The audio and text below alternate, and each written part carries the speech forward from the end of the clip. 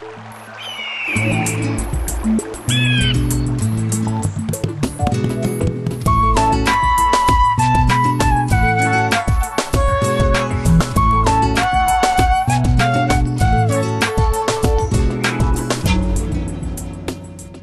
quienes creen que Borges es muy difícil, que es dificilísimo.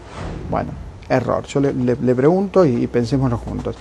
Si uno ingresa por los cuentos de Guapos, La intrusa, por ejemplo, Emma Suns, Hombre de la esquina rosada, El sur, que es un cuento extraordinario, probablemente de lo mejor de Borges, tampoco es un cuento difícil.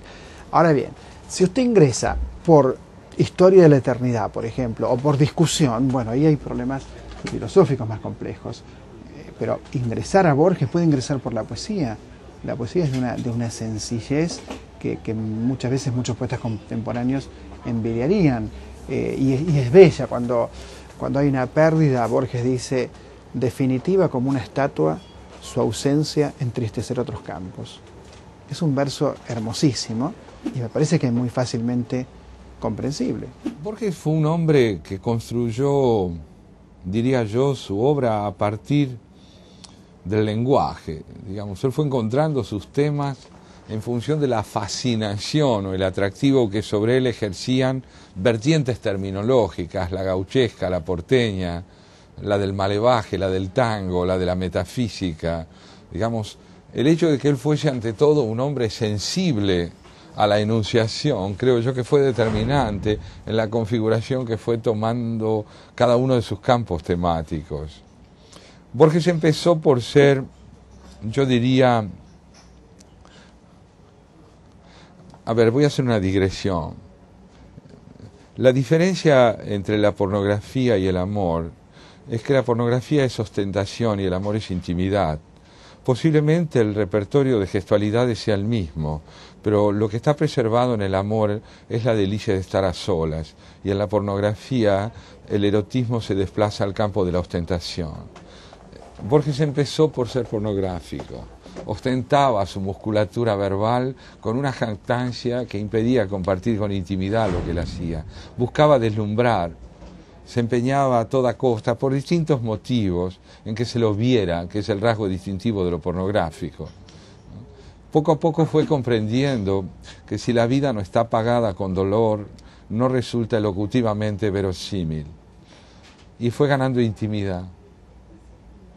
Pudo reconciliarse con su ceguera, pudo reconciliarse con su vacilación tan dura en el amor, pudo darse cuenta que era muy difícil ser argentino, porque no se sabe muy bien de qué se trata, y pudo al mismo tiempo escapar a la fascinación de la erudición para convertirla en una herramienta metafórica. Creció, y a medida que envejecía, la lozanía de su lenguaje era cada vez mayor. A los 70 años era un muchacho escribiendo. Bueno, yo creo que él tenía una gran riqueza. Él empezó a leer a los 5 años, no paró de leer en toda su vida, supo, digamos, reflexionar. Entonces, yo creo que todo eso ha ido formando, digamos, aparte de lo que fue básicamente su educación, por un lado todas las historias de los héroes de nuestra patria, y por el otro lado todo lo que fue la influencia de su abuela inglesa y de toda esa riquísima literatura y cultura. Fueron la base de lo que él después va en su subconsciente mezclando y transformando a través de su propia sensibilidad en esa obra que es perfecta, ¿no? No creo que seamos la sociedad de Borges, creo que Borges describe un mundo entre real y fantástico en sus obras, donde en algunas cosas podemos sentirnos profundamente cercanos y en otras quizás no. Precisamente, ¿cuál es el operativo Borges? Que Beatriz Arlo lo ve muy bien en el libro que escribió sobre Borges. ¿Cuál es la operación de Borges?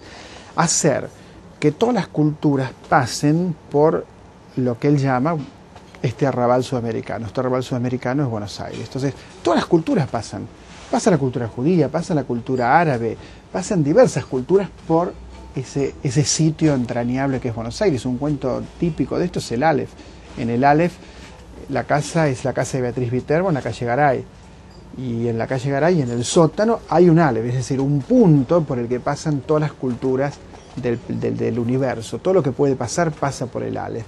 Y sin embargo el cuento comienza hablando de un señor muy mediocre que es Carlos Argentino Daneri, con la muerte de Beatriz Viterbo, lo que provoca en el relator, y de pronto todas las culturas se abiertas. O sea que no sé si somos la sociedad de Borges. Sé que en Borges encontramos mucho de nosotros, pero no creo que seamos estrictamente la sociedad de Borges. Borges, que es de alguna manera el gran capitalizador de toda esta tradición inmensa, unida a una vertiente de la literatura argentina que él supo aprovechar para que su obra no dejara nunca de ser nuestra también, que es la idea de que los grandes mitos de la historia nacional son mitos antes que nada y que intentan fundar una identidad en lugar de reflejar la constituida.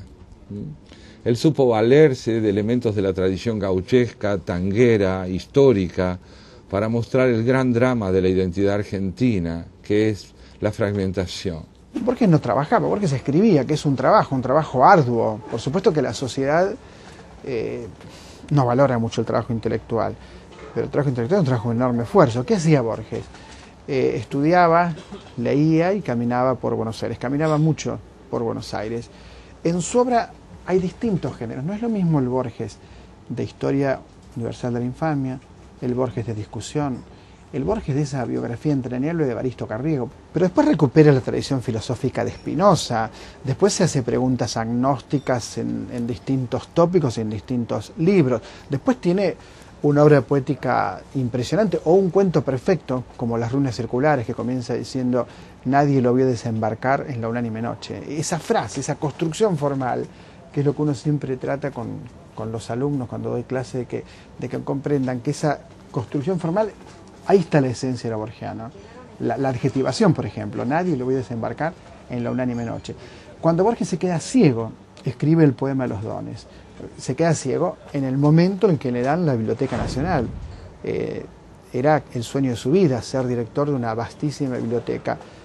¿Y qué dice la primera estrofa del poema Los dones? Dice: nadie rebaje a lágrimo reproche esta declaración de la maestría de Dios, que con magnífica ironía me dio a la vez los libros y la noche.